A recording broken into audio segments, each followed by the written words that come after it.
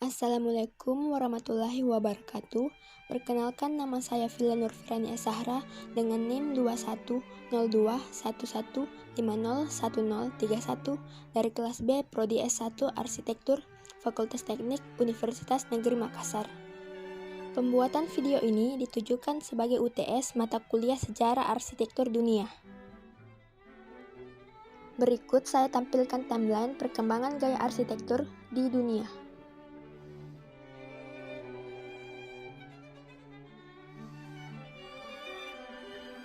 Yang akan saya bahas pada video kali ini adalah arsitektur neoklasik, berlangsung selama pertengahan abad ke-18 hingga akhir abad ke-19.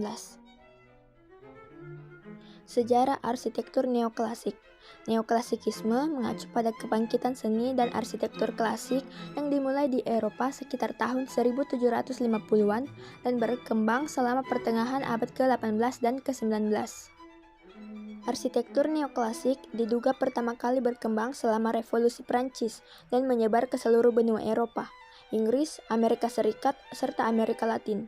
Gaya ini mengadopsi gaya dari arsitektur klasik kuno, prinsip-prinsip Vitruvian, dan karya arsitek Italia Andrea Palladio. Arsitektur neoklasik dipandang sebagai reaksi terhadap ornamen gaya arsitektur Rokoko dan Barok yang mulai populer di Eropa sekitar tahun 1730. Ditemukannya reruntuhan arkeologi Pompei dan Herculaneum di Italia yang telah terkubur setelah letusan gunung berapi pada tahun 79 Masehi, mengilhami para arsitek untuk mempelajari dan menghidupkan kembali gaya bangunan Yunani dan Romawi kuno. Hal ini menjadi pemicu yang mendorong munculnya arsitektur neoklasik. Sejak awal, neoklasik didorong oleh idealisme dan juga realitas budaya klasik. Arsitektur neoklasik hadir sebagai keinginan untuk kembali merasakan kemurnian dari seni Yunani dan Romawi kuno, dengan persepsi yang lebih jelas dan ideal. Arsitektur neoklasik ditandai dengan munculnya unsur-unsur dekoratif, seperti pedimen, pedestral, serta entablatur terpotong. Gaya ini juga menggunakan kembali detail-detail arsitektural yang rumit dan mewah sebagai gambaran desain klasik. Karakteristik arsitektur neoklasik antara lain adalah 1. Skala bangunan yang besar. 2. Menggunakan atap datar dan seringkali memakai kubah di tengahnya. 3. Kolom-kolom tinggi sebagai penopang bangunan dengan detail Dorik, Ionik, atau Korintian. 4. Pedimen berbentuk segitiga dengan ornamen patung-patung simbolis menyerupai manusia. 5. Interior dan eksterior yang menggunakan prinsip simetris dengan bentuk geometris sederhana. Dan terakhir, fasad bangunan biasanya datar dan panjang. Ada 3 variasi utama arsitektur neoklasik, yaitu klasik blok, temple, dan Palladian. Bangunan klasik blok memiliki tapak persegi atau persegi panjang, atap datar, dan eksterior dekoratif klasik yang kaya dengan detail. Eksterior bangunan klasik blok dibagi menjadi beberapa tingkat, masing-masing menampilkan pola lengkungan dan kolom yang berulang untuk menciptakan tampilan seperti balok. Bangunan neoklasik bergaya temple mengambil inspirasi dari kuil-kuil Yunani dan Romawi kuno. Banyak dari bangunan ini memiliki garis kolom yang berkesinambungan di sekelilingnya. Bangunan Palladian terinspirasi oleh desain kekaisaran Romawi dan menerapkan gaya tersebut ke villa. Salah satu detail paling terkenal dari bangunan Palladian adalah jendela besar dengan bagian tengah yang melengkung dengan 2 bagian persegi panjang yang sempit di kedua sisinya. Berikut adalah contoh-contoh bangunan dari arsitektur neoklasik. Yang pertama ada La Madeleine di Paris. L'Église de la Madeleine adalah sebuah gereja Katolik di Paris yang dirancang oleh Pierre-Alexandre Vignon pada tahun 1806.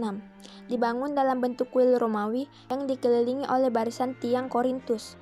La Madeleine mencerminkan selera seni dan arsitektur klasik yang mendominasi Prancis selama fase kekaisaran dari gerakan neoklasik.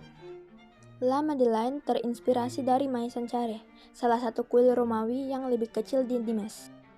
52 kolom Korintus, masing-masing setinggi 20 meter mengelilingi seluruh bangunan.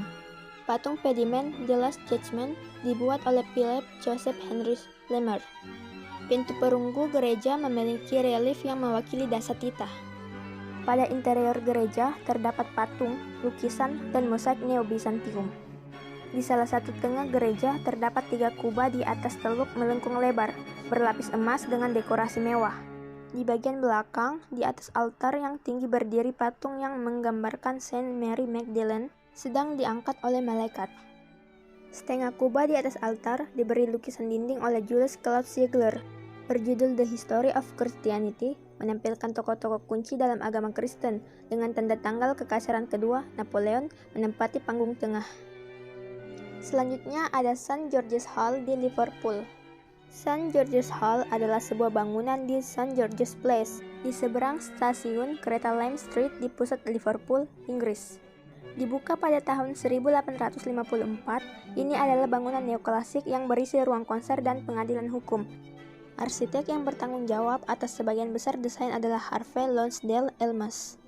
Batu pondasi St. George's Hall diletakkan pada tahun 1838 untuk memperingati penobatan Ratu Victoria, tetapi pembangunan aula yang sebenarnya baru dimulai pada tahun 1842.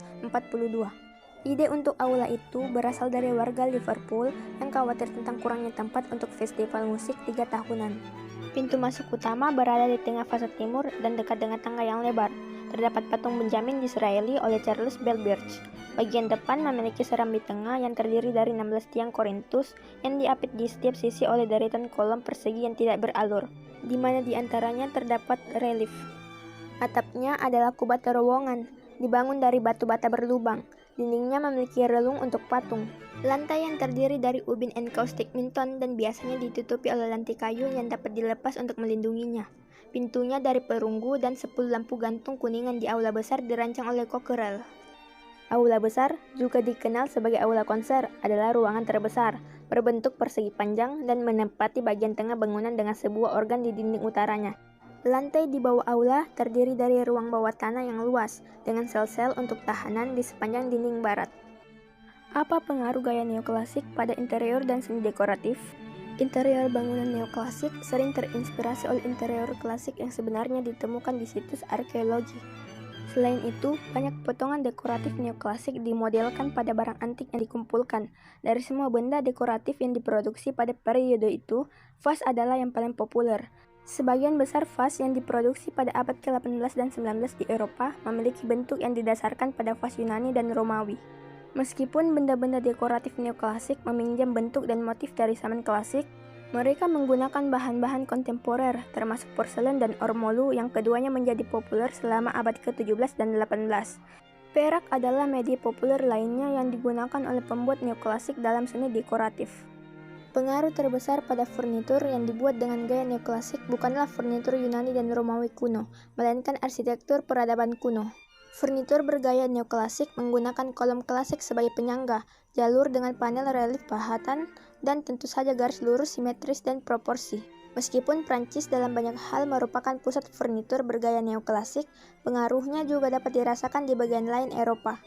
Gaya Biedermeier yang berpengaruh, misalnya, secara langsung terinspirasi oleh kesederhanaan gaya kekaisaran Prancis dan mendominasi gaya desain interior di Jerman, Austria, Hongaria, dan Skandinavia pada paruh pertama abad ke-19. Gaya Biedermeier datang untuk mewujudkan estetika neoklasik di abad ke-19, utilitarian, sederhana, elegan, dan meremehkan embel-embel dan ornamen. Temuan arkeologis pada abad ke-18 menemukan banyak contoh patung Yunani dan Romawi yang memberikan inspirasi bagi seniman yang bekerja pada masa itu. Dua tokoh patung neoklasik adalah Antonio Canova dari Italia dan Bertel Thorvaldsen dari Denmark. Kedua pematung tersebut membuat nama untuk diri mereka sendiri dengan menggambarkan materi pelajaran mitologis klasik, seperti dalam Psyche Canova yang dihidupkan kembali oleh Cupid Kiss, sekarang di Louvre di Paris. Pada awal abad ke-19, gaya artistik baru yang dikenal sebagai romantisisme mulai terbentuk di Eropa. Itu disertai juga dengan arsitektur neogotik yang lebih menyukai gaya abad pertengahan daripada kuno. Dengan bangkitnya romantisisme yang menekankan individualitas dan alam yang diagungkan, cita-cita klasik tentang keindahan dan kesempurnaan yang begitu dominan pada paruh kedua abad ke-18 tidak lagi menjadi filosofi seni yang melekat. Meskipun tidak lagi populer pada awal abad ke-19, neoklasikisme tidak benar-benar berakhir. Dalam furnitur dan seni dekoratif, potongan gaya neoklasik tetap sangat populer sepanjang abad ke-19 dan ke-20. Gaya Art Deco abad ke-20 yang populer banyak menggunakan motif neoklasik dalam karyanya. Bahkan ada kebangkitan neoklasik sepanjang abad ke-19 dan ke-20, seperti di Rusia antara tahun 1905 dan 1914.